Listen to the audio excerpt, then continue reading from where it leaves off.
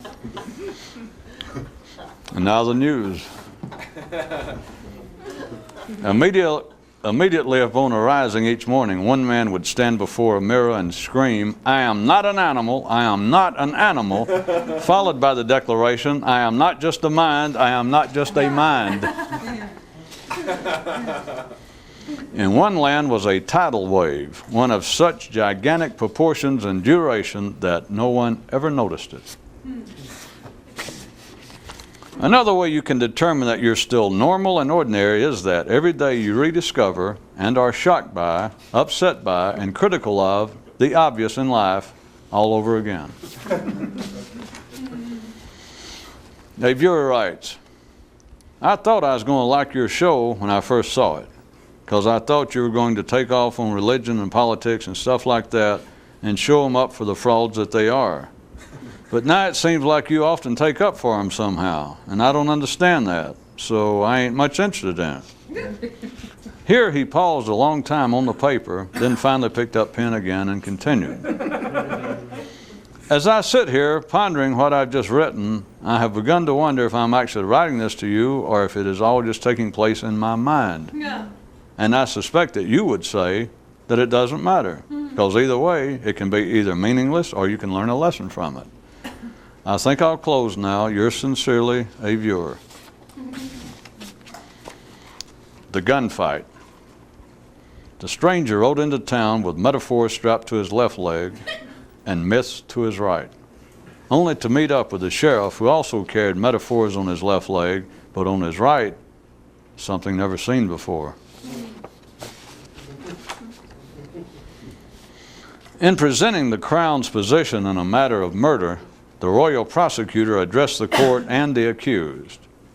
Only the king can authorize death, and someone murdered that in stupidity. The ordinary man's attitude toward the idea of being more conscious. I'm quoting now, "I'll do anything to keep from thinking about it. A commitment few have trouble fulfilling." There are 4 types of humor: physical humor, verbal humor, insulting humor, and humor. There is actually a 5th beyond these, but rather than seeing humor, it strikes most as either metaphor or a reality up too close. A viewer faxes, "On your last program, you read a letter from a man who had written to a Dr. Superflocculus or something like that, asking if there was some sort of shortcut to reaching enlightenment, and the doctor replied, 'How can there be a shortcut to nowhere?' And that really upset me. Until you said that you had made it all up." Or was that about another story you read that night? Now I'm really upset, disturbed, wigged out, and like that. And now it's definition time again. Fiction. Stuff people's ashamed to put their name to. On one world, men's minds were linked directly to their stomachs. How external circumstances often sound similar to man's internal ones. Since part of the Prime Minister's responsibilities is to act as the government's official voice in matters related to the weather, one candidate promised, "If elected, sometimes I'll like it and sometimes I won't."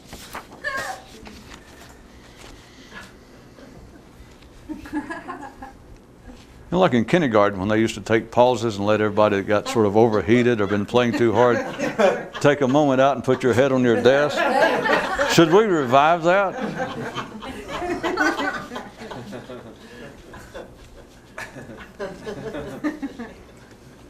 One man had a song about liberating consciousness that went something like this.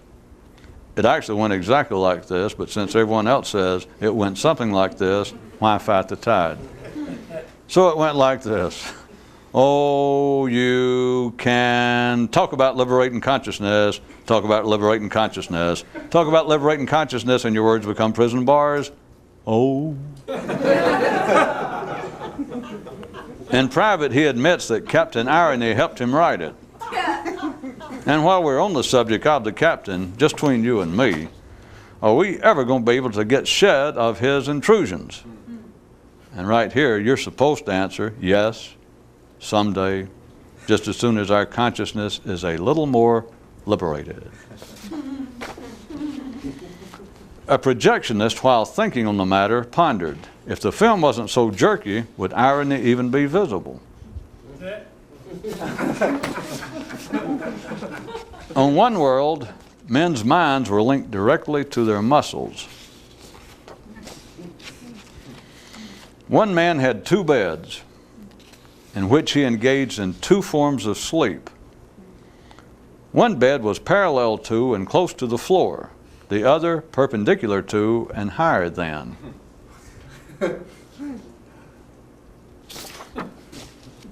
As regards the great adventure, thank you, sir. One of the benefits of retiring to a closed, secluded monastery is that it makes you feel like you have all the time in the world. On one world, men's minds were linked directly to the minds of other men. And on one world, they just had done with it, and men's minds were tied directly to life. If you ask an ordinary man what he regrets, he'll answer, what's available. One day, when the king had stepped out of the room, the court jester asked the royal psychic, can you really tell the future? And the bechartered one replied, yeah, but I can't tell it much. And for the briefest of moments, they both wondered if they'd gotten their proper job position somehow reversed. Anyone who needs help in merely changing their behavior needs more than mere help.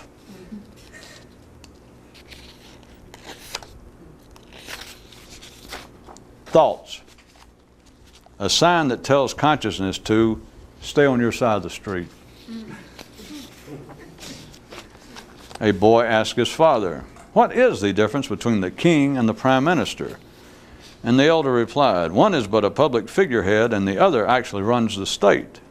Ah, thought the lad, same as how the mind tells man he's in control and then the truth of the matter.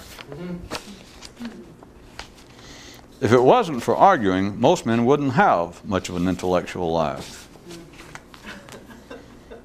As regards the great struggle, 2 men were discussing the matter, and the first one said, time is of the greatest essence, to be countered by the second, who said, nay, of most importance is precision. Time, precision, time, precision. And I think we'll leave them about there. If you have a body, you have your own boat. If you have a mind, you're part of everyone's ocean. One man's updated version of a classic blues song. If it wasn't for bad luck, I'd have never noticed luck even existed. Wonder what that should be telling me about me and life. Extraordinary mathematics. One man who knows the secret understands more about religion than all of the religious who's ever lived combined. But note the limited impact of extraordinary science. If you thoughtfully wait long enough for a train in Paris, you'll never notice, not much, that it never arrives. Yeah. Announcement. Anyone who badmouths the mind is an unappreciative cheapskate. One man had this game he played, wherein he tried to do this certain unnatural thing. And naturally, he kept forgetting to do it. A young monk and a master were speaking, and the former said, as regards the need for originality and creativity in our struggle, it would seem that inventors would also be mystics. And the latter replied, no, this is the difference between our kind of interest and technology. The lad pondered this for a moment and said, then it seems as though artists should also be mystics. But the elder responded, no, again there is a difference between our goal and the desire to criticize. And the young neophyte took this too under advisement, then continued, well, surely those who plot and fight for political power, operating from no base other than their own, other than that which they themselves contrived, then surely they should also be mystics. But the master said, no, the exercise of external control bears no relationship to the sort we internally seek. And the boy then felt he was left with but one final question in the matter. Then is there no normal activity in which ordinary men engage that in and of itself should tend to lead one toward things transcendental? Yes, there is, replied the master. Being alive. There is an ancient legend on one world that says that the gods made long words for the ordinary and short ones for the awakened. One father's advice to his son as he left: men will offer to help you under two unrealized conditions. One is that they don't actually have to do anything, and the other is that if they actually do have to do something, they don't have to actually know what they're doing. Regarding man's routine intellectual life, all whores pimp for one another. One man began to think of his mind as a rolling freight train with an infinite number of cars, and consciousness as the stopping of it. And from our viewing audience comes this letter. On a recent program, you mentioned just how weird is the mystical secret, in that it is a secret that doesn't have to be kept secret. Now, what I'd like to know is, just what does that mean? Knights merely on redemptive or remedial missions have missed the point entirely. Today's new proverb is, posture means nothing to a dead man, nor the secret to mundane minds. One man stopped suddenly and thought, what if there is a conspiracy, and it is mental, by the qualified against the unqualified? The ballroom, the simple dance physically, the sophisticated verbally, and the awakened wax the floors. One man could look in the sky and see things no one else could see. And if they did begin to say they could see them, he'd stop. A mystical warrior in a daze runs the risk of wounding himself with friendly fire. There was once a man who did exercises, but for the unusual goal he had in mind, there was no assurance that the particular ones he did were the correct ones. But if this were pointed out to him, he'd no doubt say that any exercise is better than none at all, to which there is a paucity of persuasive demurs.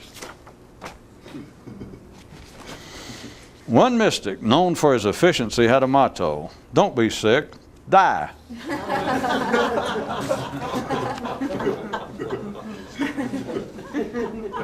And one man had a working slogan: I can write them as fast as I can write them. Time, location, and longevity. The reality of myths, metaphors, and mystical tales have no time, place, or age. One man went out on a hunt, searching for the meanings behind metaphors, and with him he took only his mind. Be sure and write now. So that was kind of sarcastic. Physically, the ordinary seek comfort, while mentally they prefer to be flogged. There is no mystical news channel, for the more conscious already know what's going on. A strange thing.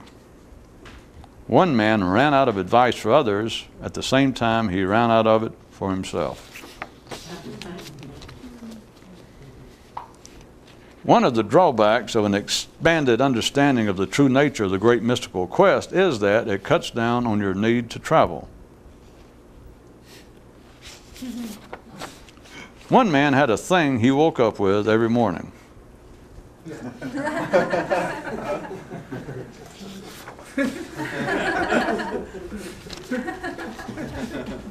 Then there was another man who had a thing he woke up with every morning. And while most men have something they wake up with every morning, this man had something different.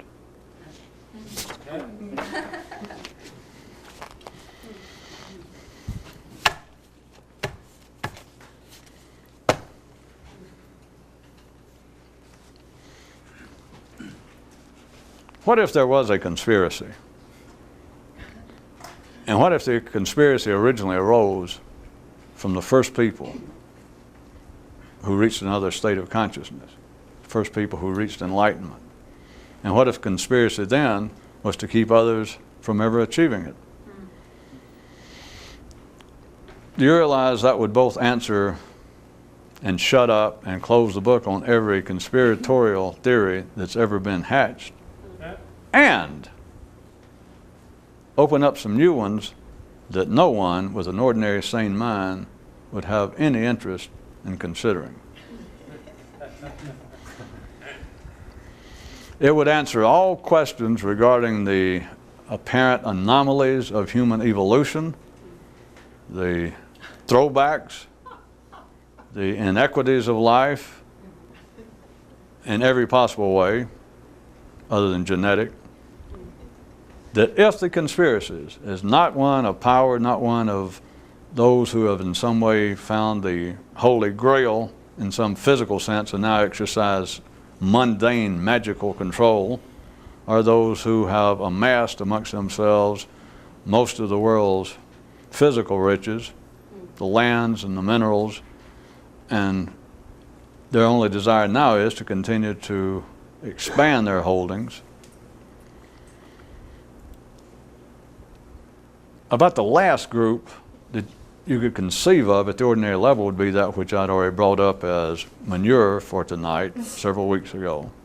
All right, water, plant food, or the possibility that I had a couple of guys talking in a news item, that what if there is a conspiracy to keep humanity dumb? Another guy said, yeah. You know, they looked upon some of the examples of life and how it operates and says, well, if there was a conspiracy, the most obvious one would be, the most obvious possibility would be that there's a conspiracy to keep man dumb. And no one said, yeah, I don't believe in all that kind of stuff, but you're right about this. The result seems to be the same, even if there is no conspiracy. But now consider, let's take it a step further, just as I said, and I'll repeat it, at least you think that you misheard or I misspoke. What if there is a conspiracy, as everyone dreams? And by the way, everyone believes in a conspiratorial theory that has an ordinary mind. Everyone who believes in religion of any nature believes in conspiracies. So we've about covered everybody. All right, and atheists who are patriotic. That covers everybody. If you believe, if you have any faith, that's what I mean by believe, but if you believe and have any faith in any religion, any form of government, in society itself, then you believe in conspiracies. You just may not call it that. So what if there is a conspiracy, though?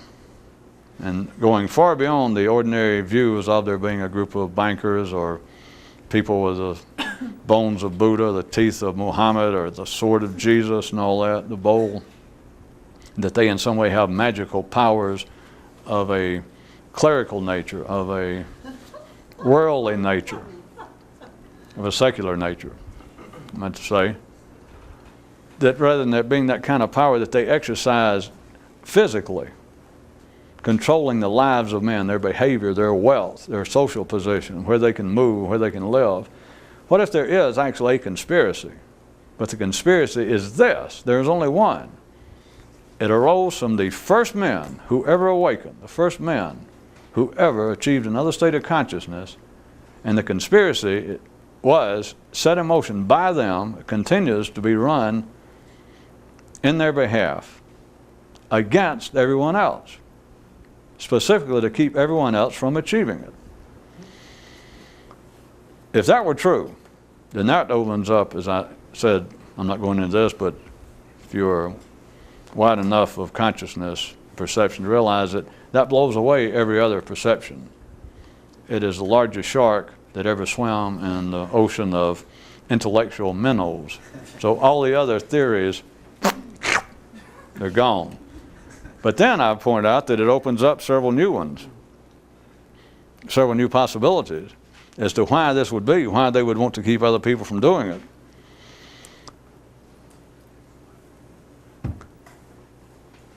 There would be an obvious answer to that.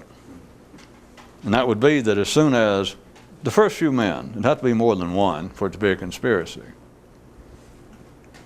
in the ordinary sense, that after a few people reached another state of consciousness, that is, they became by and large conscious of their own consciousness,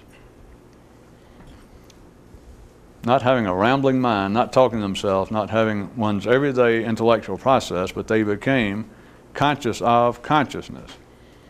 And that also brings about one, whether you want to or not, you suddenly know what the secret is. You understand what life's about.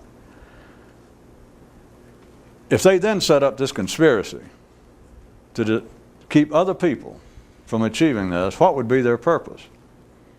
Ordinary man, if they were listening to this, they would immediately take the ordinary view. They would immediately be driven by their own lower, hormonal, out-of-date self and go, well, they're just greedy. They just want to keep it to themselves. Or if they'd been listening to me, they might refer it back to the idea of the dumbing of humanity.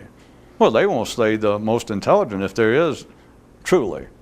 I'm speaking now from an ordinary person listening to this.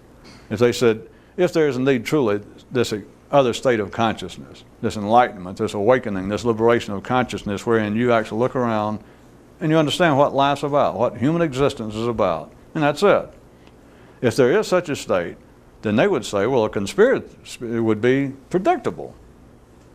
Because from their view, if I had that kind of knowledge, if I experienced that kind of understanding, I wouldn't want everybody to have it. And so obviously they did it through ordinary matters of greed. Not so, of course. But what would be the purpose? The purpose would be, if any of this had any validity, the purpose would be this, that they understood how upsetting, how absolutely unexpected is that which a man realizes in such a state, and that if it happened en masse, if it was widespread and continual, just that suddenly they could walk out. Let's say that we'll bypass the question of whether it's possible to transmit such energy or such information as to how to go about this directly. But if it were, let's just bypass that, then they understood that this would be very disabling to everything. I mean everything. Do you mean everything? Everything. All that humanity had achieved thus far, all of the visible and non-physical evolution, technological, scientific, artistic progress man had made thus far would go into complete relapse. I'm suggesting that would have been their view. That would be the only possible reason to do it. Then you're left with a couple of other questions. If that were true,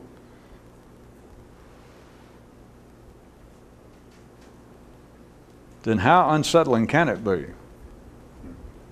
How weird can it be? Because last time I was already trying to disavow you for pointing out, using other people as examples, how it is when people simply have the urge to understand, which every sane person does. Anyone who's neurologically, genetically sound, everyone wants to be a mystic, everyone wants to know the secret of life, and etc., regardless of what terms they use. They just simply want to grow. How unsettling could whatever the secret is of being, let's just call it the secret to make it, I'm still talking about being conscious of consciousness, but whatever it is that you realize in an extended, in a sufficiently long stay in such a state. The so-called enlightenment of, oh, not to overdo it.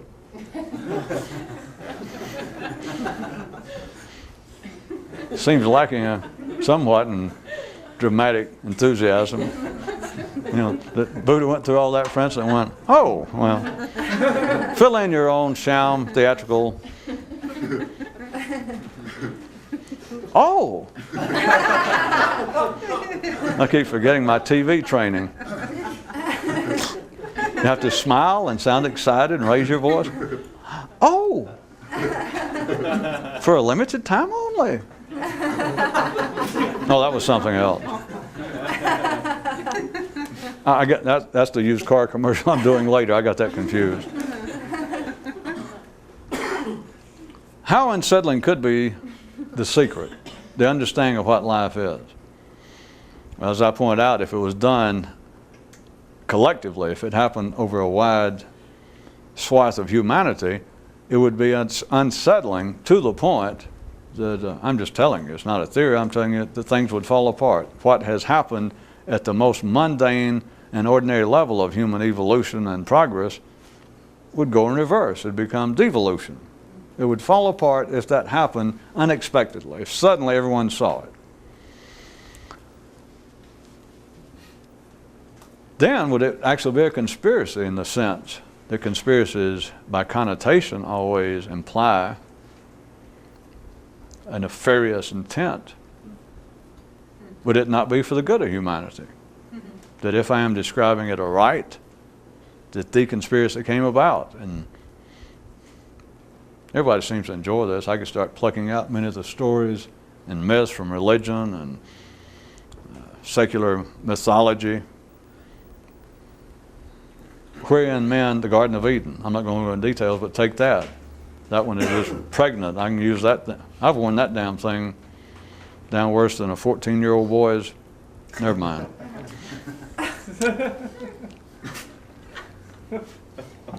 14-year-old Whittler with this piece of ash. But the Garden of Eden, everyone.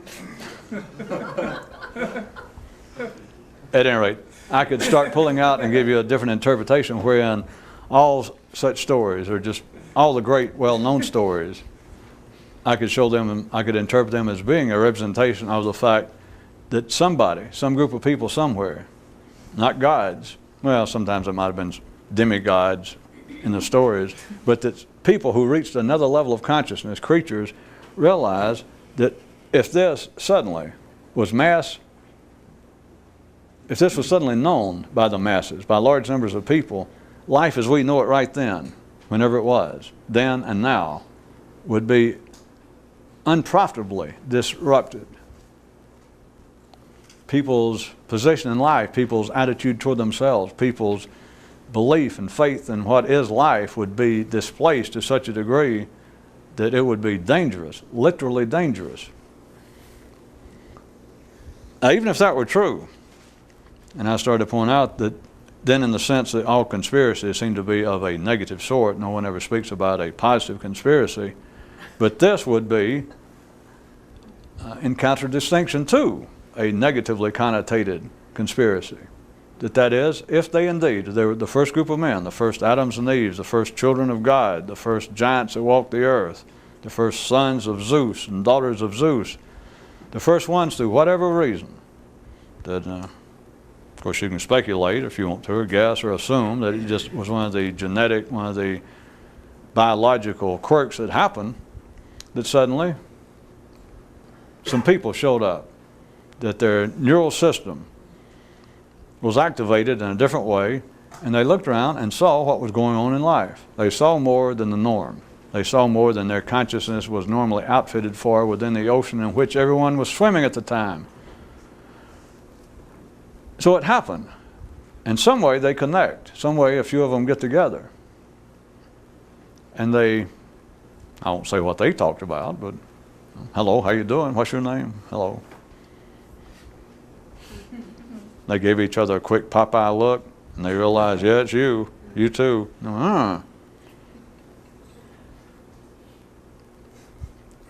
Then the conversation had to come up since they saw what was going on in life, and everyone, every human, no matter how intelligent, no matter how sophisticated, everyone working at the ordinary mental level does not know what's going on in life. That is, by now, it should be a given. Even ordinary people, if not accused too bluntly, will admit it. That an ordinary man will not claim that he knows the secret of life. If he's got a great theory, he knows not to say it in public because that is almost prima facie evidence that you are becoming unstable. And so part of the proof of science is, of course, no, I don't understand the secret of life. So they know that. Follow me. So the first group the first men and women who became conscious of consciousness, and they realized what was going on in life. They, of course, realized simultaneously, because they still got their old mind right there. I mean, like you got a choice. But anyway, that's another story. No sense giving you people the blues. Here it is on Thanksgiving Day here. So be thankful for what you got, if you got anything. They, of course, looked out and realized that they and everyone else, that no one understood what's going on in life, and they did not, let's say, 2 seconds before. They understood that. And there they stand, just several of them. And as much, the ramifications of what you see, I could go on and talk about forever, which I've almost done already. And it's not that you stand there at the moment of, oh, and suddenly have to sit down and make a list of all the things you understand. In one real crude metaphor, you actually swallow the whole universe. You just swallow it all at one time. It's no making of list or no going, well, now this is beginning to shed some new light on such and such. It doesn't shed a new light on anything. It sheds light on light. It's just, oh, and that's it. But after the fact, as things kind of wind their own way through life, I was going to suggest that there these people stand, the first ones who liberated their consciousness from the direct hold of thought. Is after they considered a while, and they understood how different it is, them right then, what they understood and what they saw about life, and what they normally did. And what they normally did is what everybody does. So they looked at it, realized the position of what it told them about life, and also realized that right now, if in some way, kind of thing I've talked about already, but let's put it back to them at that time, they realized that if right now, if in some way we could holler, listen everybody, we understand what life's about. And everybody listened, and they went blah, blah, blah, blah, blah, blah, and they could directly relate what they understood to the point that would put other people in the position of being conscious beyond the mere grasp of thought. That is, that suddenly everybody on the planet was in the same position they were. Right then, they understood that would not be a good thing. Had nothing to do with selfishness other than the fact that they didn't want the planet to blow up. Well, skip the reason. It had no selfish reason. It had no personal reason. They simply, there are things you understand. There are things after that that you can't say, that you can't do, that you can't try to push on people, that you can't pick on people, that you can't criticize people in certain ways after that. It's just you can't. It's the reality behind morality. They're just things you can't do, and they understood, well, we can't do that. Then it was as though they, now I'll get into suggesting to you. I'm not going to tell you what I may or may not know about it. It would be then as though they realized, up until then I was telling you a fact, all right, that they understood that right now if everyone was suddenly in this state, things would be very disruptive. It would not be good for any of us. It would not be a good thing, period. And now let me go into this old shit of suggesting, and may I hint for a certain reason. Then may I suggest that they considered the possibility that if it happened to us, it could happen to other people. I mean, here it is, it happened to X number of us, there they stand. And if it happened to us, it just happened, then who knows?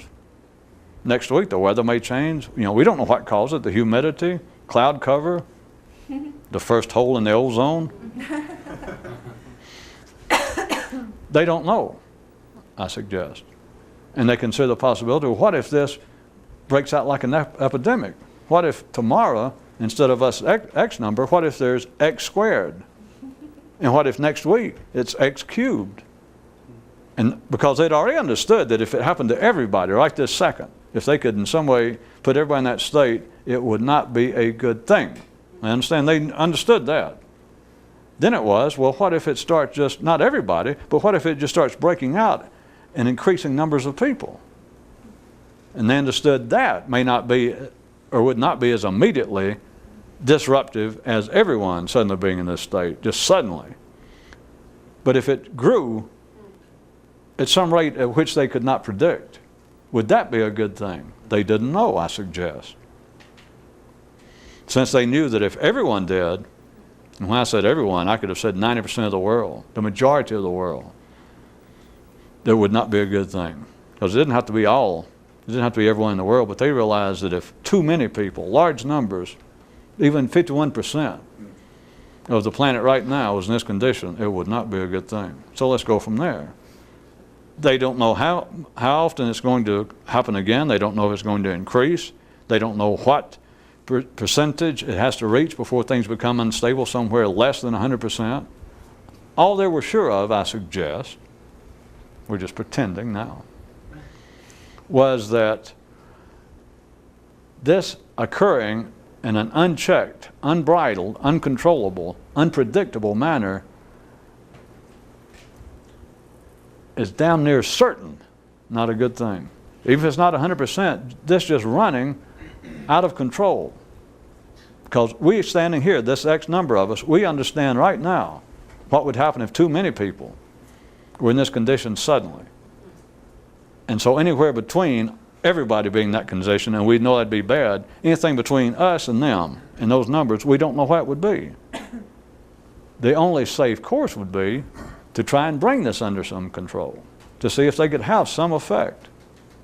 How are you going to affect something? How are you going to try to exercise any sort of control over something that you had no specific control over occurring to you? How are you going to refine such an attempted exercise of power, even though it was for no selfish reason, that you understood it was for the good of everyone for the time being? How would you exercise it? How are you going to discriminate as to how many people, if we have, again, I'm playing pretend, using them as the pretender, that they stand there and they think, well, if we do have any ability to control this, how are we going to discriminate? How are we going to decide how much of it that we understand we'll let out? I suggest to you there was no way to know. No way. And I've described it enough, if you followed this, that I don't make up my own stories and then pull the rug out from under myself. I've already established enough verbal and intellectual credentials in the beginning of the story that they understood absolutely, no doubt, non-verbally, they just understood that what we see in life, what we see about the purpose, the secret of life right now, if everybody on this planet was in this condition right now, it would not be a good thing. So they don't know what number is safe. They look around at their number, whatever it was, which I will not tell you, or since you buy me anything for Thanksgiving, I'm not even going to suggest or give you a hint like, well, it could have been, There they stood, and they looked around. All they know is this number of us right now are in another state of consciousness. We're here together, and the world has not tilted off of its axis. Politicians are still in the street, hollering for votes. Priests are still around, crying for souls. Butchers are out still selling meat. Life is still going on. No one seems to miss us. No one's here checking on us. So all we know for a fact is that our number is safe. But anything between our number and everybody, and 100%, is open to speculation. We do not know. And since we don't even know how we got in this condition, how are we going to try and exercise control in some discriminatory fashion? That is, for us to decide that there are discrete chunks of people or numbers of people that would be safe, that we can say, all right, we know that there's X number of us and we're not upsetting the balance of life, and so all right, it'd be safe to double it. What if they just took a chance? It'd be safe to double it. They don't know how to do it. They don't know how to say, well, all right, how can we allow just enough information to double our number? They all looked at each other. The first guy that suggested that or said, well, that would be the next course of action. They went, yeah. And then they all suddenly realized simultaneously, well, we don't know how we got here, so how the hell are we going to decide how to tell our same number of people how to do it? What would be the only reasonably safe course of action? Don't let anyone know it. Not only that, but if there was any way to interfere, if they could see any way to interfere with what seems to be this random igniting of individual humans' nervous systems into areas beyond the norm, outside the normal operations of the most sane, stable mind of its time. How are they going to quantify what kind of information to let out that won't do any harm? The only safe thing is to try and not let out any. And to continue this little head movie,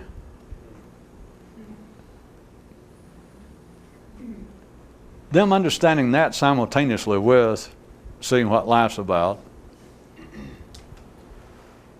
and I didn't throw in, as always, having the most fun they ever had in their life. And wishing everybody had this much fun, but simultaneously realizing, no, because if everybody had this fun, it wouldn't be fun for anybody. We would all be a broken rudder or keel on Noah's Ark. That is, we'd all be done for. So it's the most fun we ever had in the world. This is what life was meant to be. God, wouldn't it be neat if everybody else saw it? Plus, we wouldn't have any troubles. Everything that's going on, the conflicts between humans would be over. They understood that. All this simultaneously, and simultaneously with that, they realized, yeah, but if everybody knew it right now, what we call troubles now is child's play. Because this whole machine, this whole big red wagon would start going back downhill so fast, we'd wish we had never opened our little mouth if it was us that caused it. So if they conspired to keep it from everything they knew, now you got to understand the conspiracy is pretty crude. It's not that these men sat there and realized, it wouldn't be like people in the idea that there's a monetary conspiracy, that the conspiracies, or the conspiracy that's controlling the fate of man is based upon financial, upon real wealth, I should say. Then if there was such, if that was the conspiracy and that was the original one, that would be easy to apply it. That whenever it was that the first group of men, some group of men and women ended up and they realized amongst themselves they controlled 50% of the world's land mass. Or that 50%, well, the land mass, and at that time it would have also been that the majority, probably more than that, of the civilized thinking people of the planet were within the confines of the lands that they control. And so here it is, you had 6 or 8 or 10 or whatever number you want to think about, that they controlled the wealth of the planet, the tillable soil and all the minerals as technology and science began to progress and men needed the wealth of the earth. Then that would be easy to apply it. Doesn't take any sort of brain, if you were part of that original clan, to understand how to expand your conspiracy, how to keep people out of it. That's simple. It's the end of an arrow, the other side of a blunt stone, the barrel of a gun. It's the simple exercise of power, physical strength.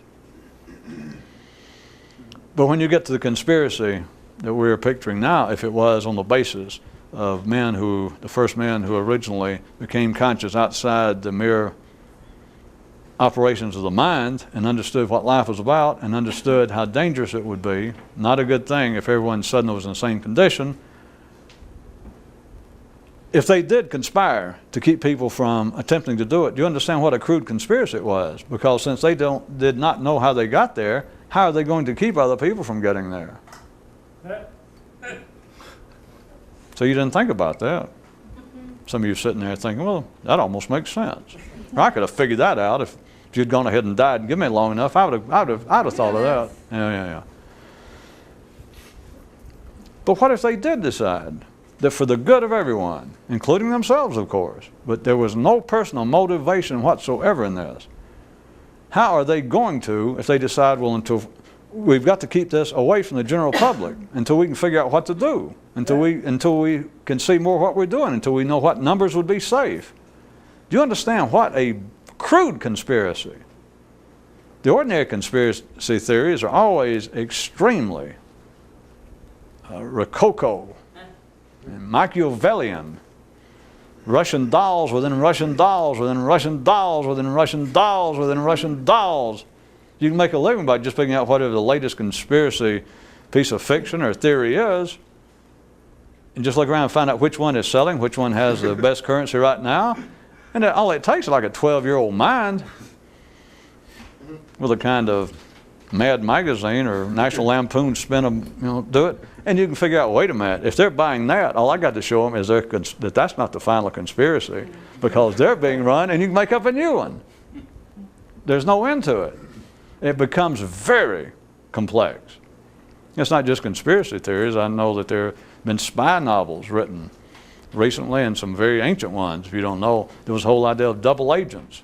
How can you tell who is really an agent? Well, now he's a double agent. Well, yeah, but he could be a triple agent, which makes him an original agent. Yeah, but he could be a quadruple agent. But he could be a quadruple agent actually in deep cover, and it goes on and on and on. Like, what does all this sound like? Human mind thought. That's what it sounds like.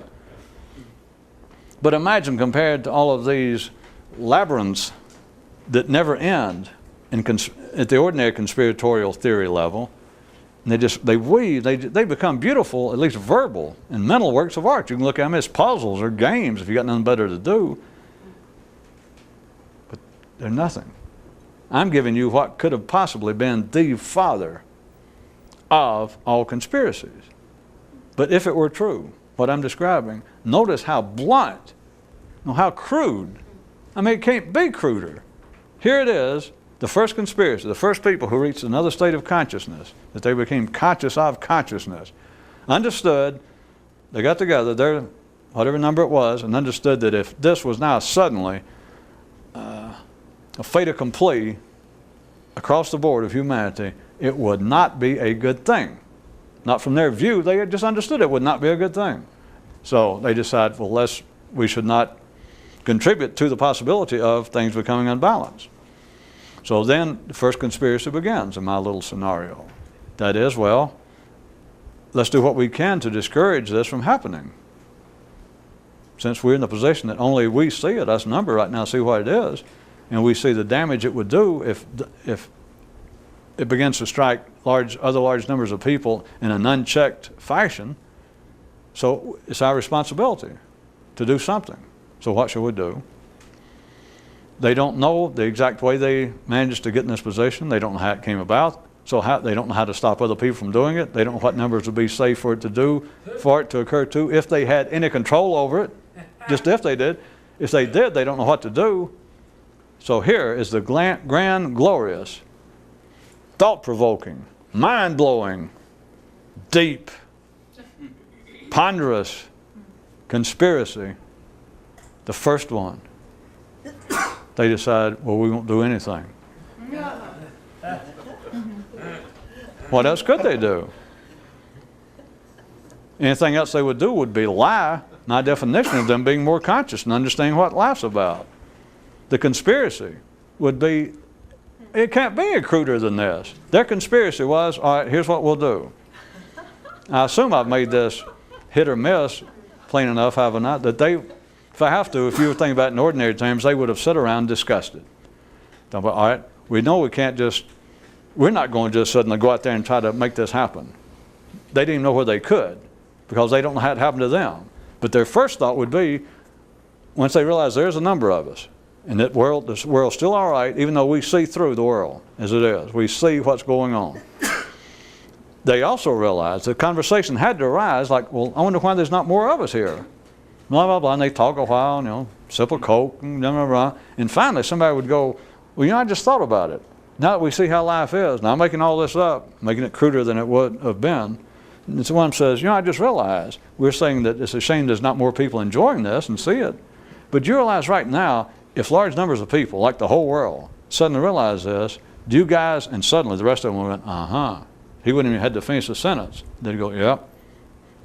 They all understood that would not be a good thing. So then somebody says, well, then it's our responsibility to probably stick our hand in this somewhere. And they would all probably go, yeah. I mean, it just strikes you that yes. And they go, well, what do we do? And so somebody would probably say, well, first off, until we better understand our position, because it's like living in a whole new world while still living in this world. So somebody would say, well, probably, since we're not sure how we got here, what's going on, this is all a new game to us. The first thing that we should probably do is not go out there and try to spread it until we know what we're doing. So they'd all agree, okay, we got that. And they go, well, maybe we should just decide what numbers would be safe, other people we could talk to. And so they discuss that a while, and somebody suddenly says, oh, hey, we don't know how our number, how did our number, right here, us, arrive? Nobody knows. And so somebody says, well, doesn't that tell you? And the rest of them go, yep, you don't even have to finish it. What it said was, we don't know what the number is. Our number's a surprise to us, is it not? And each person went, yeah, because they were surprised that they were there, much less these other so-and-so number. So they don't know how they got there. So how are they going to predict, how are they going to ascertain what might be a safe number to add to their number? No one knows. Then they might say, well, what, even if we don't know the numbers of people, what information, what is it that we see that we could put into words, what amount of this would be safe that we could just kind of throw out there, you know, put notes in bottles or leave it on bulletin boards, you know, just kind of mumble it in a conversation to somebody, write it on a wall. How much of that could we say? So then they discuss that a while, and somebody would suggest, well, maybe we could do this and such. Maybe we turn it a metaphor. Maybe we do this and that. And finally, one guy would say, well, wait a minute, because it's the same thing as the last one almost. He'd say, well, since we don't know where what we understand came from, and how, I mean, we just suddenly was all there, right? Now, yeah. Then how are we going to ascertain, since it just hit us, just one day, there we were, right? Now, yeah. They're going to say, well, how are we going to take this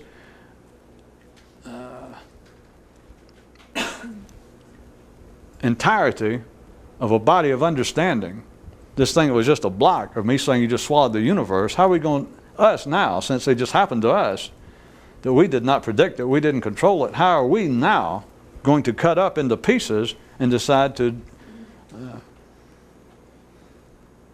spread it, to make it available to others? How do we know which parts? And everybody immediately knew the answer. We do not know. We absolutely do not know. I don't have to go any further, and the tape's running out. They get to the point of, all right, they'd already decided, they knew before all this conversation that they had some responsibility. So now the conspiracy starts. But look, after their discussions, how crude it became. Not to keep humanity dumb, not to put themselves in positions of powers, because that never happens. It's not for them to take control over people's lives. You got no interest in that. You have no aim that you ordinarily have. There's nothing that you want from or based upon understanding what's going on in life. And that's almost blasphemous for me to even bother to say that, but I did it already, so there. So they're there. They got no personal stake in what's going on other than not to blow up the whole shebang. But look how the final, or the original, conspiracy finally came to be. After all this thought, the most conscious people on the planet all banded together thinking about it, and they come up with this great plan. We just won't do anything. But I was going to say, at least if you'd like to add this kind of little speculation or a suggestion to you. You know, they did put an asterisk by the original conspiracy plan, that is, we'll do nothing. Now, nodded and shook hands, that's it. But there was an asterisk by it, like, until further notice. Until we can figure out, you know, who to talk to, how to put it out, what to say, how many numbers, until we find out what the hell, you know, what are we doing? All we got now is us standing here, and we see what's going on in life, and no one else does, because we still got our own, no one else does mind in us.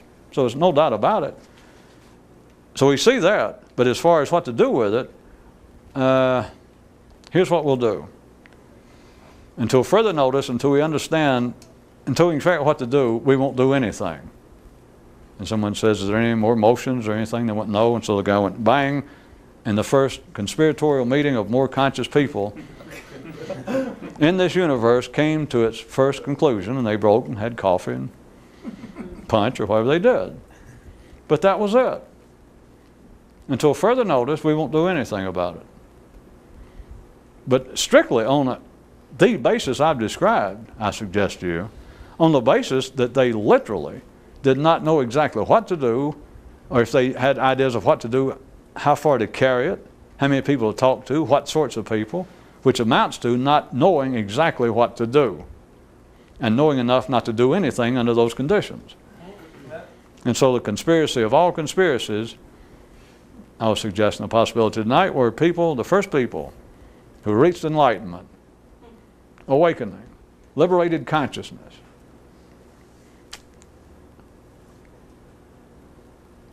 And then didn't do anything about it after they understood that they didn't know exactly what to do about it just then. And I might also add, for your historical clarification, just then is now stretched into 1995. And then there's the matter of monks bowing to all human activities.